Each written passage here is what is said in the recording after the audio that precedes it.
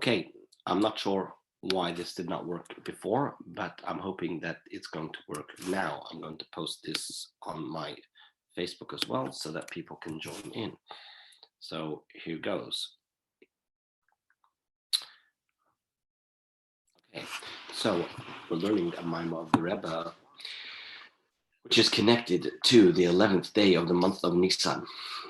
We know the 11th day of the month of Nisan is the birthday of the Lubavitcher Rebbe, and the Rebbe said this Mamar in association with that day, and it's based on a verse in the scriptures, in the book of Numbers, chapter 7, verse 72, which speaks about the different sacrifices that were brought by the princes of each tribe on the first days of the month of Nisan. We know that the tabernacle was erected and it started to operate on the 1st of Nisan, and starting from the first day and the subsequent days, each one of the princes of the tribes would bring up a sacrifice. So on the 11th day, it was the tribe of Asher. The prince of the tribe of Asher would bring up his sacrifice. And the Medrash relates with regards to this, that all the tribes, the names of the tribes, Reuven, Shimon, Levi, etc., each name corresponds to the redemption of the Jewish people. It has something, a connotation that relates to the redemption of the Jewish people, and also something that relates to the praise of the Jewish people. And Asher, it says, corresponds to the praise of the Jewish people, as it says, Ashrei ha'am shekochalei, Ashrei ha'am she'Hashem lekav. Fortunate is the nation whose lot is this. Fortunate is the nation whose God is the Lord. And it corresponds also to their redemption, as the verse in Malachi chapter 3 verse 12 says, that all the nations shall praise you. That's similar to the word Asher, Ishru, right? For you will be a land of desire, says God, commander of legions. This is a verse that refers to the future redemption. Now, the Medrash continues with regards to the praise of the Jewish people. As we said, this is the verse in Psalms. This is Psalm 144, verse 15. It says that fortunate is the nation whose lot is this. Fortunate is the nation whose God is the Lord. So the Medrash continues to say that what is the good fortune of the Jewish people? It is that they chose God to be their God, and God chose them to be his nation. And therefore, he says, the Medrash says, that when Asher brought up his sacrifice, and he had a specific intention in mind when he was offering up the sacrifice, it was in recognition of God's choice of Israel over all the other nations. As the verse says, that it is you that God has chosen this day to be his cherished people. So the Rebbe asks a couple of questions on this Medrash, and then in the next paragraph goes on to discuss this idea of the Jew choosing God. So the Jew choosing God is, he bases on a verse in Eicha, Lamentations chapter 3, verse 24, where it says as follows. It says, in the verse it says, God is my portion, says my soul. And the Medrash comments on this verse and gives an interesting analogy. The analogy is that a king entered the country, accompanied by dukes, prefects, and commanders, different ministers. One person of that country says, you know what, I'll choose this particular minister as my patron. And another said, I'll choose the other one as my patron. And a third one says, I'll choose a commander as my patron. But each one chose the one that they wanted to attach themselves to be their benefactor. There was one clever person, says the Medrash, who said, I will choose the king. Why? Because the others are all subject to replacement, while the king is not subject to replacement. And so the Medrash continues that in the analog, there are some from the Gentile nations who serve the sun, and others from the nations who serve the moon, whereas Israel, by contrast, serves only the Holy One, blessed be he. And so this is the intent of the verse, God is my portion, says my soul. So now there are a couple of things to point out in this Medrash.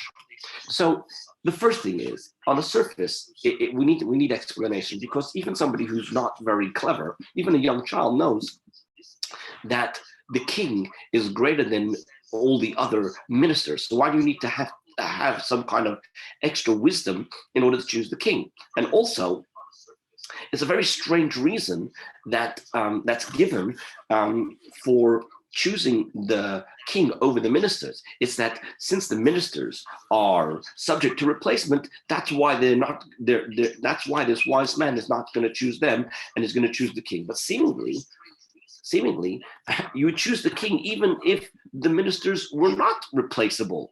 You still choose the king because we know the king is much higher than all the nations.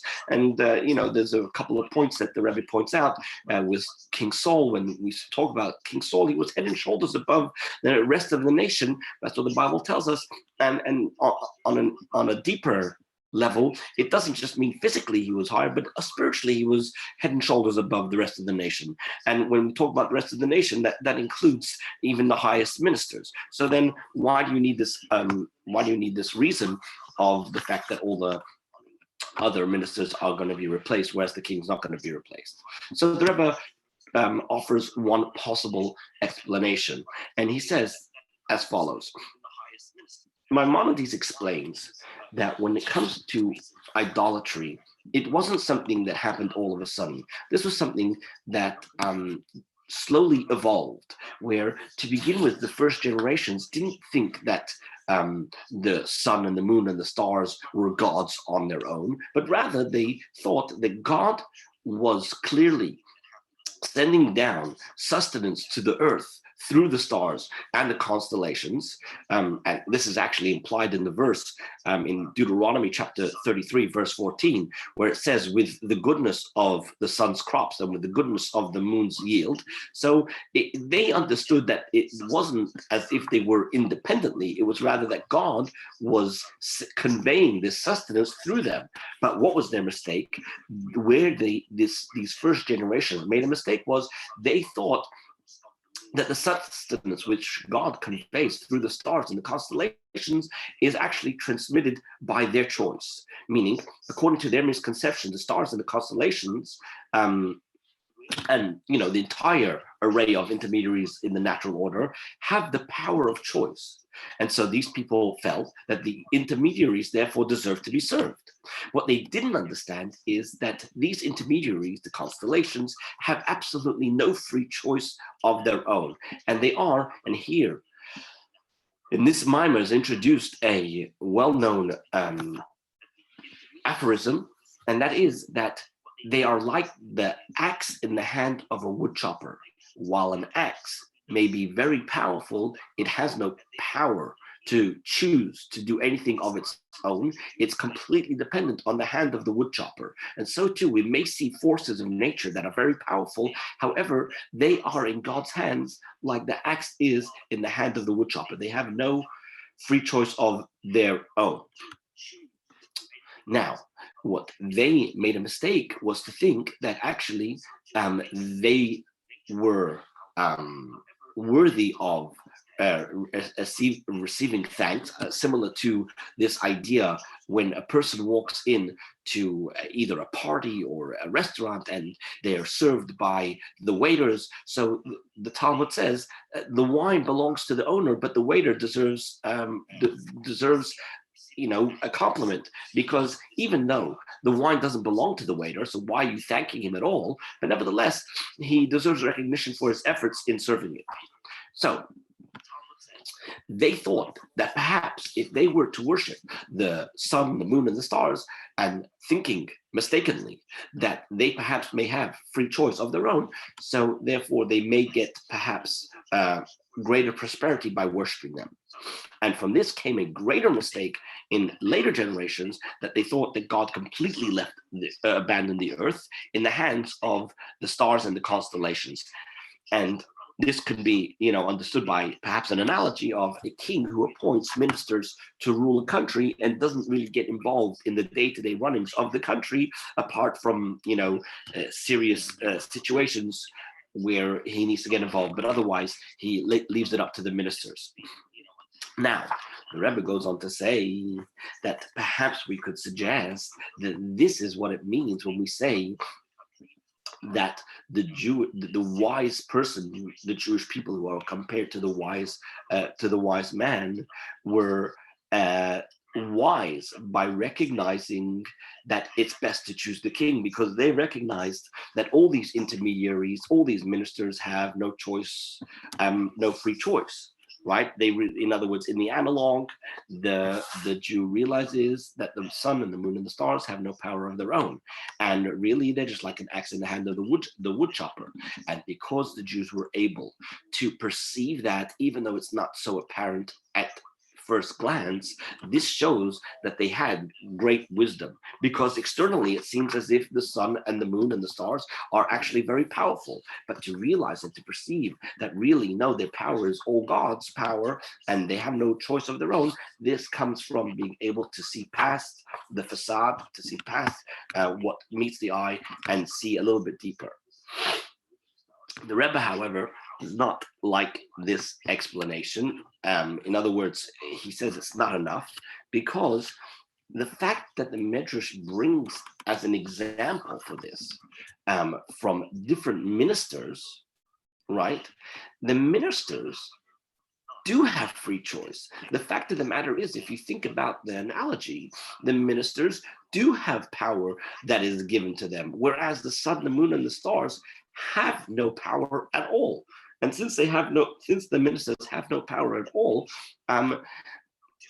since the sun, the moon, and the stars have no power at all, and yet the Medrash is still bringing an example from the ministers, it must mean that the main reason why the nations of the world choose to serve the sun and the moon and the stars, and the Jewish people choose to worship only God, is not because that the Gentiles make a mistake and maintain that the intermediaries, the stars and the constellations, have free choice, while the Jews, by contrast, know the truth that the intermediaries are merely an axe in the hand of the woodchopper. That's not the reason.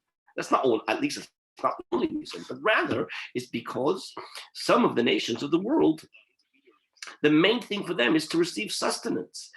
And whereas for a Jew, what is the most important thing? It's to serve the king.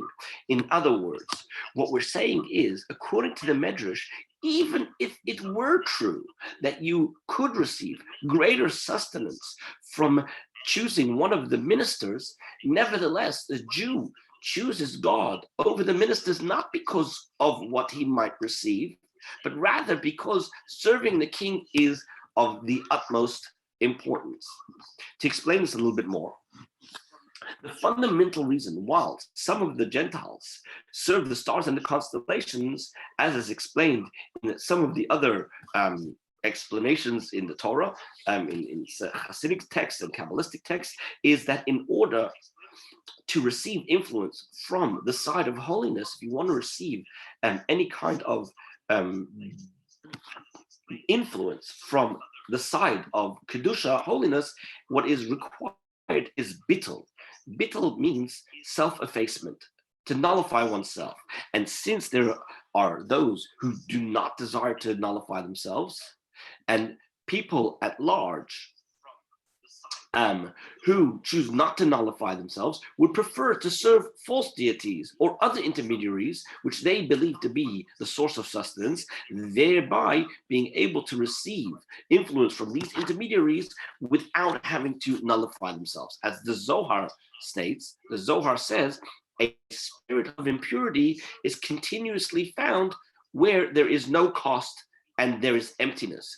As it says with regards to the Jewish people who were complaining when they were taken out of Egypt, it says that we remember the food that we ate in Egypt, bechinam, without charge. In other words, without having to serve God, without having to do any of the Torah and the mitzvahs, they were able to be sustained without Torah mitzvahs. Why? Because any sustenance and influence that comes from the other side, in other words, from Egypt, is conveyed without cost, without having to serve God, without having to nullify oneself.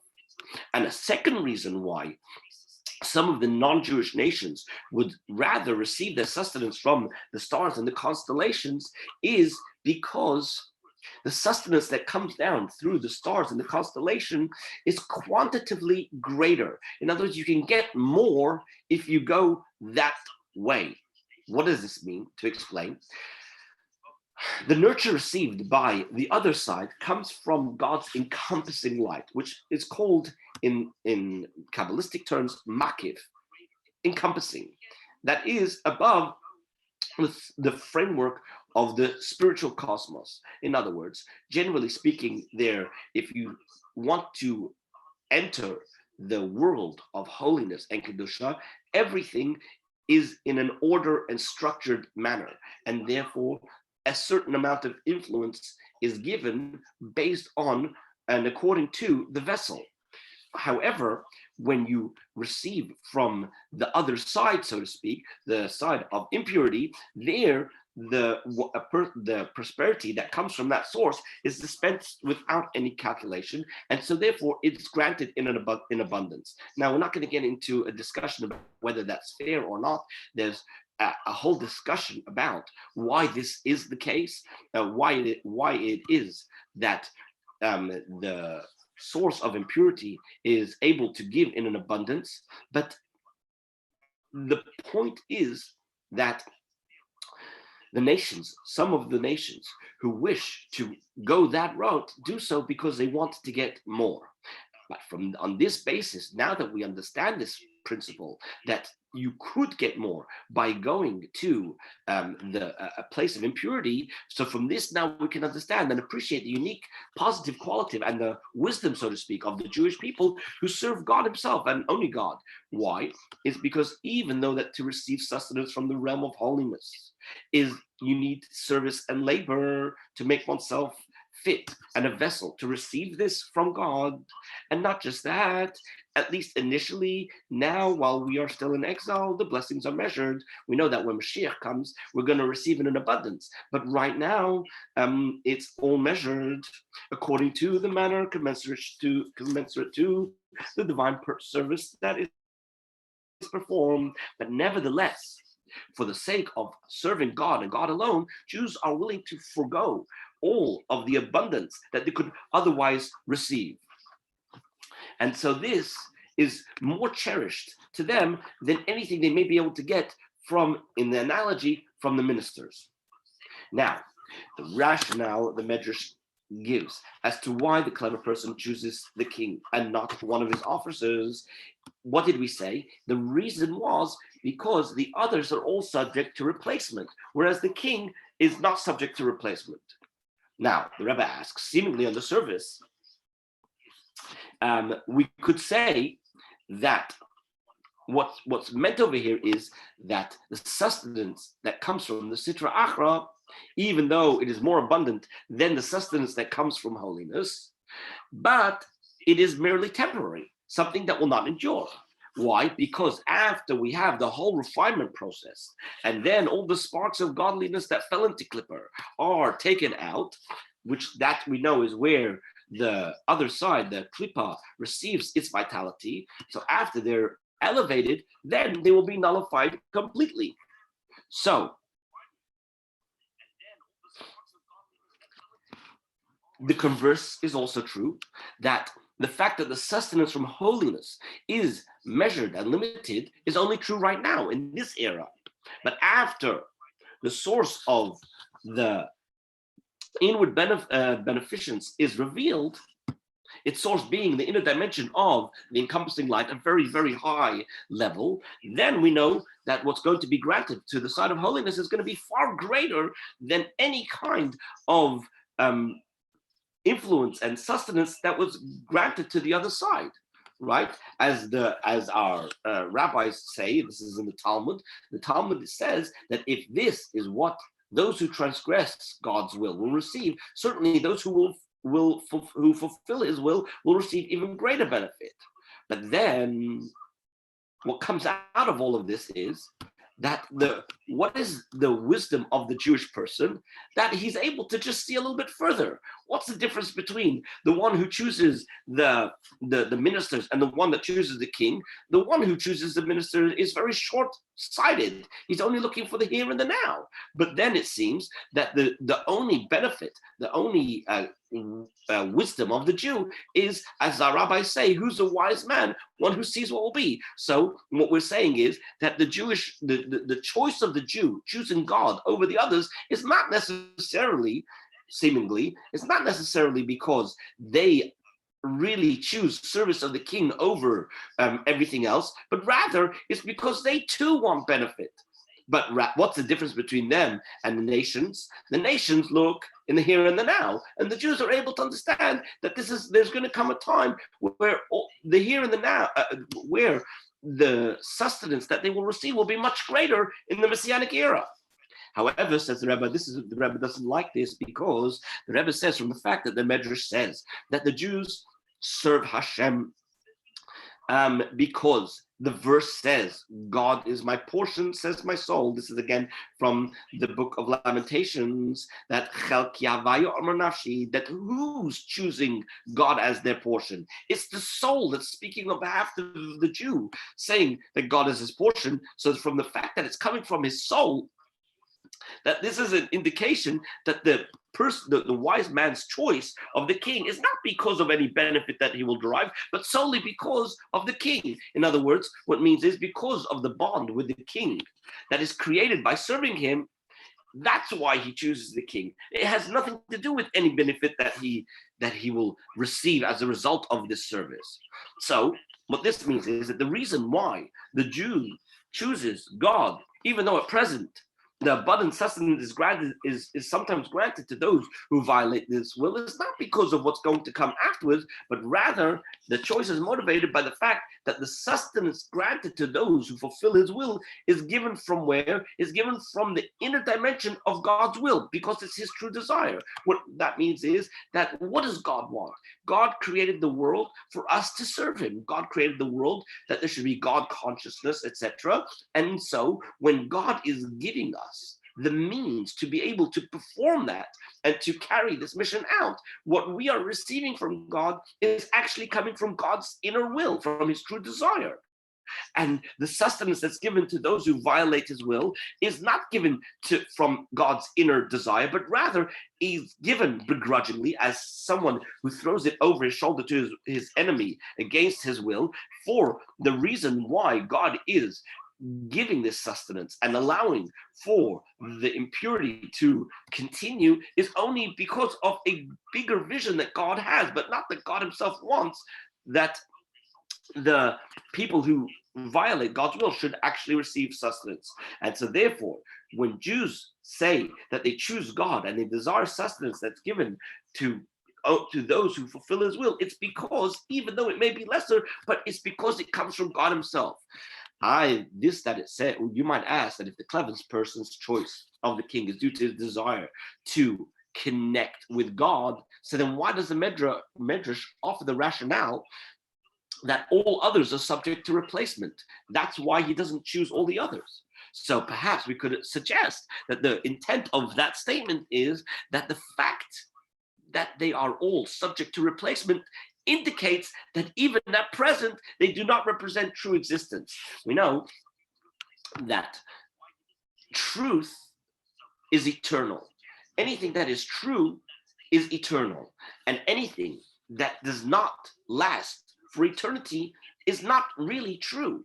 And so when in the Medrash brings the rationale of the wise person who says that the reason why he chooses the king, because all of these are subject to replacement, whereas the king is not, what he's saying is by the fact that they are subject to replacement, that indicates that even now they're not true existence. And in the analog, obviously, when we talk about the intermediaries through which God sends the sustenance to the world, we look at those and we say that they're not eternal like God is eternal. And so therefore, because they're not eternal like God is eternal, therefore we wish to worship and serve only that which is eternal, i.e. God.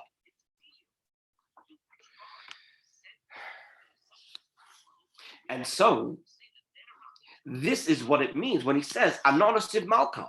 We can understand when the wise man says, I will choose the king because all others are subject to replacement, it's not that he does not desire the prosperity that is drawn down from the place of death and impurity, even though it is abundance. Rather, instead, he desires sustenance from the realm of holiness, even though it is limited in nature, at least for now. The point here is that he chooses the king over everything else.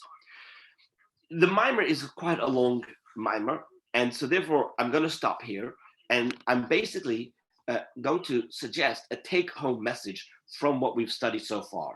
The take-home message is we need to get our priorities straight.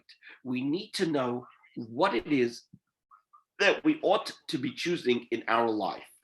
Yes, there are many who are vying for our attention. They want our investment. They want us to follow them and pursue them.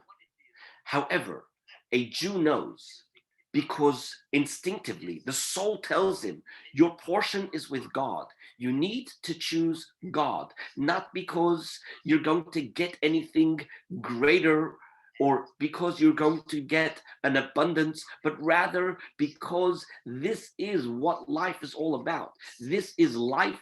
This is truth. This is eternity. And that's why, just like the wise man in the analogy says, Ano Nasiv Malka, I choose the king, so too we say, Ano Nasiv Malka, I choose life, I choose the king.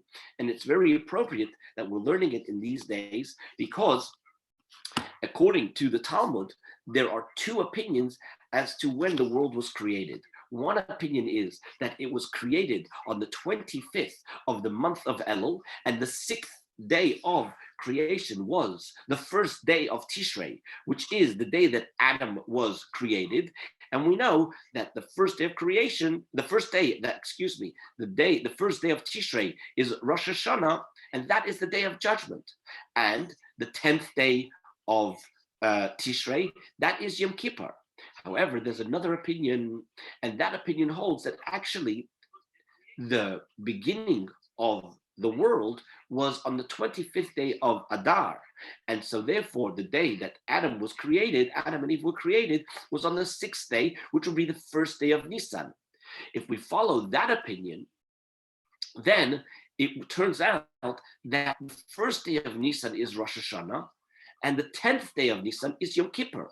And if that's the case, then we are now standing in the days of repentance, the days of coming closer to God. Now, the truth of the matter is that although it seems like a contradiction to have these two opinions, our rabbis try to resolve it by saying one speaks in potential and one speaks of in actuality. In actuality, the world was created on the 25th day of Elul, and so therefore Rosh Hashanah in actuality is on the first day of Tishrei, but nevertheless, they both correspond to spiritual self-searching.